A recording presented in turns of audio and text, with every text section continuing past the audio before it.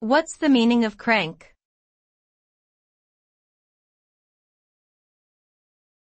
Crank.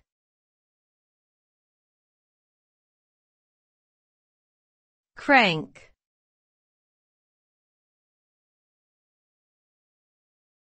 Crank.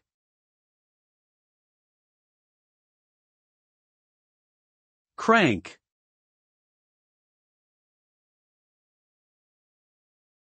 The word crank can have multiple meanings depending on the context. However, in general, it refers to a person who is eccentric, weird, or difficult to deal with. It can also be used as a verb to describe turning a handle or lever to start a machine or engine.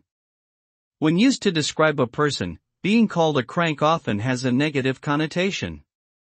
People may avoid them because they are unpredictable and difficult to communicate with.